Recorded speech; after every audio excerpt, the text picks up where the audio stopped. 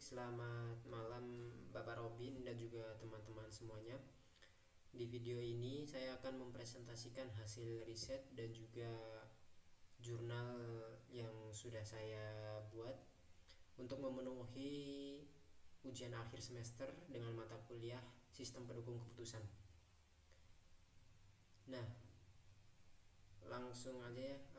Dan ini udah saya bikin PPT ya untuk mempermudah nantinya saya akan memberikan poin-poin penting yang ada dalam jurnal saya ini. Nah, jurnal yang saya bikin itu dengan judul Dynamic Hypothesis as a Way Framework for Evaluating Strategic Business Development and Adaptability of Coffee Shop MSMEs in Surakarta. Nah, jadi di sini saya tuh mengambil semacam kayak alat pemecah masalah untuk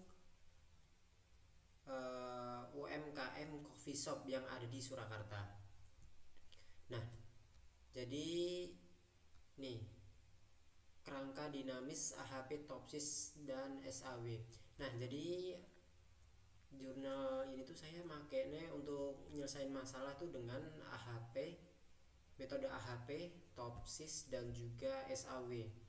Nah, di sini tuh untuk mengevaluasi strategi bisnis dan juga adaptabilitas UMKM kedai kopi di Surakarta. Nah, mengapa saya bikin kayak gini? Nah, jadi di dunia apa ya? Dunia bisnis sekarang coffee shop tuh makin ketat ya, teman-teman.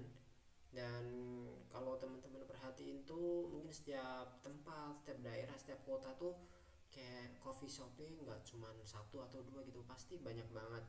Dan ya baru aja saya keluar tadi, saya tuh melihat ada 3 sampai 4 coffee shop baru dan itu juga masih proses bangunan.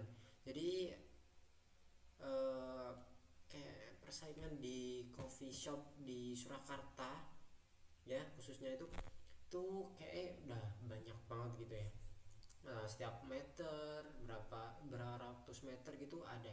Dan sekarang ya mulai di Luas Gentan itu ada coffee shop baru juga. Terus di apa ya, di masuk gang dikit tuh di dekat Luas Gentan tuh juga saya ngelihat ada coffee shop baru ini, coffee shop yang baru dibangun.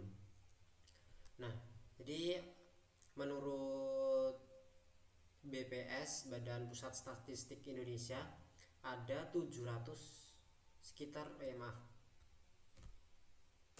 ada sekitar 701.470.000 usaha kopi, makanan dan juga minuman di Jawa Tengah pada tahun 2023. Bayangin, ini baru 2023 dan udah 700 ribuan usaha makanan dan minuman. Dan kalau dibagi beberapa daerah di Jawa Tengah, mungkin Solo tuh juga ada di peringkat berapa gitu ya.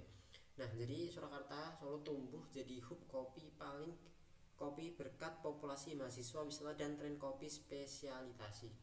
Nah, jadi coffee shop ini tuh mungkin banyak digemari nih oleh mahasiswa, terus wisatawan, terus orang kantoran gitu yang kayak nyari tempat nyaman dan juga makanannya enak gitu. Nah, persaingan ini tuh makin ketat dikarenakan pertumbuhan pesat, persaingan makin ketat. Jadi ini tuh perlu evaluasi bisnis yang sistematis. Jadi kian krusial nih buat keberlangsungan UMKM. Kan jadi kalau banyak banget usaha yang sama kan ya mungkin mau nggak mau salah satu usaha gitu ada yang tergeser gitu karena banyaknya persaingan. Nah, terus kedua itu belum ada alat evaluasi multidimensi. Nah, sebagian besar pemilik kedai kopi itu belum punya alat pendukung keputusan yang sistematis. Nah, jadi mereka tuh kayak punya usaha kedai kopi tapi nggak punya manajemen dan juga alat pendukung keputusan yang baik nih buat keberlangsungan usaha mereka. Nah, tantangan adaptif yang kompleks. Jadi inovasi produk, marketing, rantai pasok harus dikelola bersamaan di pasar yang cepat berubah ini. Nah, bayangin nih di Indonesia kayak tiba-tiba kan ada kebijakan baru, terus bahan baku pasok terus tiba-tiba naik gitu kan, kita nggak tahu ya. Jadi perlu tuh adanya kayak manajemen yang baik nih um, untuk melawan itu semua ya. Nah, jadi persaingan di kedai kopi itu nggak cuman kayak asal punya usaha gitu, asal punya kedai kopi terus uh, kalau udah kebangun kedepannya cuman ngandelin feeling ataupun intuisi nih, jadi nggak ada kayak manajemen yang baik. Nah, terus keputusan berbasis intuisi, nah bukan data. Jadi kalau di saat ini tuh yang dialamin oleh banyak pemilik usaha coffee shop itu ada keputusan operasional dan strategis diambil berdasar intuisi aja nih, feeling nih. Nah, terus alokasi sumber daya yang nggak optimal, asal keluar duit, asal ya buat beli ini itu gitu, buat kayak buat oh menurutku kalau aku beliin ini di coffee shopku bakalan rame nih, nah kayak gitu contohnya. Terus kualitas layanan yang tidak konsisten, terus posisi kompetitif kompetitif melemah, itu juga yang dirasain pemilik coffee shop saat ini. Nah, tapi pemilik coffee shop tuh yang paling dibutuhin oleh mereka tuh nih alat bantu keputusan yang sistematis dan multi kriteria, terus mampu menimbang banyak dimensi strategis sekaligus. Jadi kayak banyak aspek yang perlu diperhitungkan nih dalam bisnis coffee shop itu. Nah, terus itu juga kayak butuh testing kalau semisal ada kayak gitu ekonomi tiba-tiba berubah gitu, ada kenaikan bahan baku pasokan gitu. Nah, terus kayak mereka tuh juga pengennya kan sistem yang praktis, yang gampang dipakai gitu, yang ramah di kantong juga. Nah, terus nah dari tujuan penelitian ini itu ada 4 tujuan utamanya. Yang pertama itu merancang kerangka MCDM. Nah, jadi mengintegrasikan AHP, metode AHP, TOPSIS dan juga SAW untuk evaluasi kinerja bisnis UMKM. Nah, terus kedua ada menentukan bobot kriteria. Ini tuh gunain AHP buat memvalidasi konsistennya. Jadi itu kayak nentuin mana yang lebih penting gitu. Terus tiga membandingkan ranking itu pakai TOPSIS, SAW secara independen. Jadi membandingkan metode antara kedua ini gitu. Nah, terus keempat tuh menguji kestabilannya. Lanjut ya. Nah, 3 metode, 1 kerangka pusat. Nah, jadi dalam jurnal saya ini tuh saya memakai 3 metode, AHP, TOPSIS dan juga SAW. Nah, kenapa saya pakai ini? Nah, jadi saya jelasin satu-satu. Nah, AHP. Nah, jadi ini tuh menentuin bobot tiap kriteria lewat perbandingan berpasangan, mana yang lebih penting dari yang lain. Jadi ini tuh kayak nentuin prioritas lewat perbandingan, jadi nggak tebak-tebakan gitu. Jadinya ini tuh ngasilin bobot-bobot tiap kriteria yang pengen dibandingin. Nah, terus lalu ada TOPSIS, itu meranking alternatif berdasarkan kedekatan ke kondisi ideal dan jarak dari kondisi terburuk. Nah, jadi ini tuh kayak kayak contoh. Jadi apa ya? Semisal mungkin ada itu namanya kayak contoh produk. Nah, jadi kalau nilainya makin tinggi itu makin bagus. Terus misal ada lagi kriteria ini di Topsis semakin rendah semakin bagus gitu. Nah, lalu ada SAW, itu menjumlahkan nilai kriteria yang sudah dinormalisasi dan dikalikan bobotnya, sederhana dan juga transparan pastinya. Nah, jadi ini tuh cara paling sederhana, tinggal jumlahin nilai yang udah dinormalisasi dan dikali bobotnya ya teman-teman. Nah, jadi kenapa saya pakai ketiga metode ini? Nah, jadi ketiga metode ini tuh kalau digabungin tuh biar saling cross check gitu. Nah, kalau AHP sama Topsis ini tuh kayak hasilnya bakalan mirip kalau dibandingin sama AHP dan juga SAW dari metode-metode yang udah pernah diteliti di jurnal-jurnal luar sana gitu. Nah, jadi mereka tuh hasilnya mirip-mirip gitu. Jadi hasil dan keputusan yang di cetak itu atau dihasilin tuh bakal kayak lebih tervalidasi atau bisa lebih terpercaya gitu. Nah, selanjutnya, nah kenapa digabung bukan pilih salah satu ya kayak yang saya sebutin tadi. Nah, jadi ini tuh buat saling cross check ya, saling cross check hasil dari ranking yang ketiga ini. Nah, jadi AHP itu dari bobot kriteria, Topsis itu ranking berbasis jarak, dan juga SAW itu ranking berbasis bobot. Nah, jadi perbandingan dari ketiga ini tuh bakal ngasilin hasil yang konsisten, terus sangat mirip, dan juga hasil yang bakal lebih dipercaya gitu. Nah, jadi SHW itu sederhana tapi kurang sensitif ke jarak geometris. Topsis lebih presisi tapi perhitungannya lebih kompleks. Menjalankan keduanya adalah validasi silang bukan duplikasi ya teman-teman. Nah, terus objek dan kriteria evaluasi. Nah, jadi nilai atau kriteria yang saya pakai di sini itu buat coffee shop adalah inovasi produk. Jadi ini tuh diversifikasi keunikan menu di macam-macam menu atau berapa banyaknya gitu. Terus ada efisiensi operasional kayak rasio biaya pendapatan dan juga biaya gaji, terus modal gitu. Nah, terus adopsi digital marketing. Mungkin ini kita full screenin dulu ya. Nah, jadi terus yang keempat, yang ketiga dulu itu kayak manfaatin digital, terus kayak masang iklan online, Instagram gitu, buat medsos.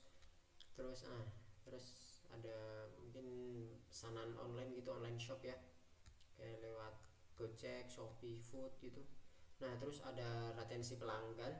Nah, rasio pelanggan yang kembali 6 bulan terakhir. Jadi berapa banyak pelanggan yang sama itu kembali ke coffee shop kita. Nah, terus 5 itu ada fleksibilitas rantai pasok. Jadi ini tuh adaptasi sumber bahan saat mungkin mengalami kendala gitu. Nah, 8 UMKM kedai kopi di Surakarta itu saya milihnya berdasarkan tempat-tempat yang pernah saya kunjungin gitu. Nah, jadi itu udah jalan cukup lama juga, kayak lebih dari 6 bulan gitu ya. Nah, terus juga saya juga melihat beberapa suasana di dalamnya gitu. Nah, jadi bobot kriteria ini itu tuh udah saya kasih bobotnya masing-masing gitu. Jadi efisiensi operasional saya kasih nilai paling rendah, terus rantai pasok di atasnya, inovasi produk di atasnya, dan digital marketing ini penting karena apa-apa sekarang tuh Gen Z ya, terutama incaran kita tuh Gen Z tuh lewatnya di digital marketing. Nah, terus ada retensi pelanggan, kita kasih nilai paling tinggi. Nah, ini tuh paling menentukan karena di beberapa jurnal yang saya riset, nah ini tuh pelanggan yang kembali itu kayak pendorong utama keberlanjutan bisnis kedai kopi gitu. Kayak kita punya pelanggan setia yang selalu membeli produk kita, terus yang selalu memberi benefit keuntungan ke kita gitu. Nah, jadi retensi pelanggan di sini memiliki yang nilai paling tinggi. Nah, jadi ini tuh hasil penelitian jadi dari beberapa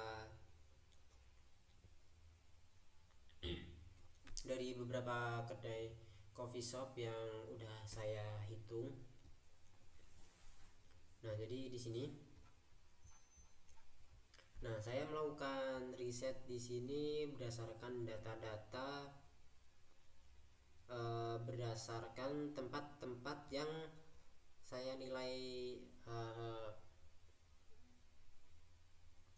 dinilai dari beberapa kriteria di sini. Nah, seperti itu. Nah, dari ranking Topsis dan juga SAW itu memiliki data dan juga hasil yang sangat konsisten, dan bisa dilihat di sini mereka tuh memiliki hasil yang dinilai cukup sama. Mungkin berbeda di warung kopi Selamat ini yang berdasarkan nilainya ada yang nomor 5 sama 6, terus 6 dan kelima gitu. Nah, jadi filosofi kopi Sraten itu punya nilai yang paling tinggi. Jadi selisih posisi hanya terjadi di rank 5 dan juga rank 6 nih. Jadi hanya di rank ini ya, di ranking Topsis dan juga SAW. Nah, lalu uji sensitivitas ranking tetap stabil. Nah, bobot tiap kriteria digeser kurang lebih 10% dan juga 20%, lalu ranking baru dibandingkan ke ranking awal baseline. Nah, jadi dari semua skenario nilai 10% dan juga 20%, di sini tuh Topsis maupun SAW urutan ranking sama sekali nggak berubah walau bobot kriteria digeser signifikan. Jadi bobotnya tuh tetap 1000 ya teman-teman. Nah, tapi di sini ada catatan, stabilitas sempurna ini terjadi karena struktur data ilustratif A4 unggul di semua kriteria, A7 lemah di semua kriteria. Jadi tidak ada pergeseran bobot yang mengubah urutan. Artinya uji sensitivitas ini belum benar-benar menguji batasan kemampuan diskriminatif kerangka dan posisi lebih kompetitif berimbang. Dan kayak gini pengujian ini itu nggak cuman dilakukan sekali, jadi itu perlu diuji ulang dari sampel data real, terus nggak cuman satu individu aja. Jadi ini tuh juga harus ngambil nilai dari beberapa individu buat ngasilin nilai uji yang real, lebih real dan juga konsisten. Nah, kesimpulannya di jurnal saya itu ada kontribusi praktis. Jadi kerangka 3 metode yang replicable untuk pemilik UKM dan pembuat kebijakan lokal. Nggak butuh infrastruktur komputasi mahal, jadi cocok nih buat context resource contain buat pelaku UMKM yang ingin mulai bisnisnya dan ingin ngembangin.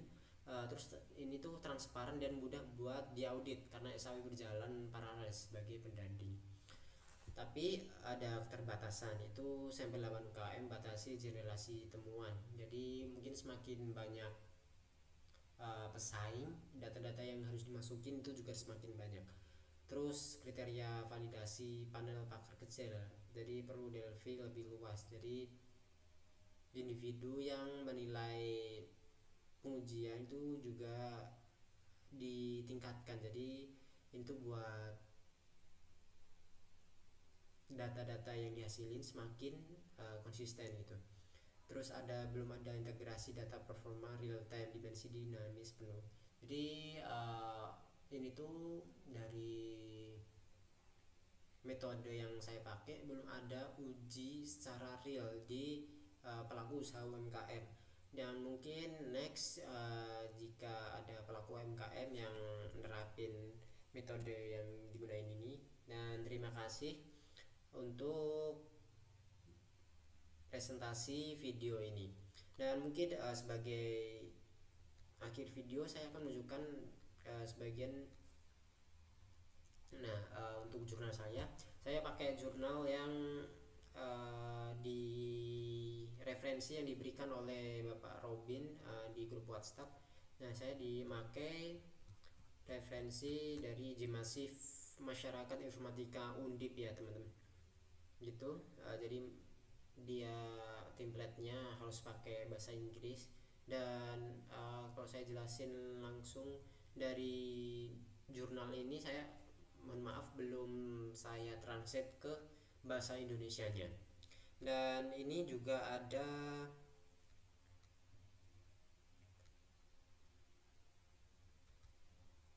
alat perhitungan dari ketiga metode ini yang saya gunain. Nah, jadi nanti ada input data dan nilai-nilai yang masing-masing bobot tiap kriteria gitu. Nah, ini pakai TOPSIS, perhitungan TOPSIS, lalu ada SAW, dan di sini tuh adalah output akhir atau hasilnya. Dan di sini Kopisraten mempunyai output nilai nomor 1 ya teman-teman. Jadi alternatif terbaik dari ke-8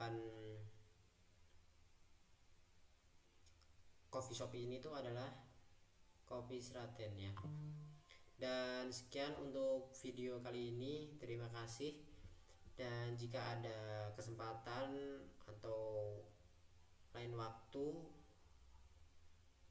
saya merasa terhormat jika ada yang bertanya atau melakukan diskusi langsung terkait materi yang saya berikan ini. Dan terima kasih.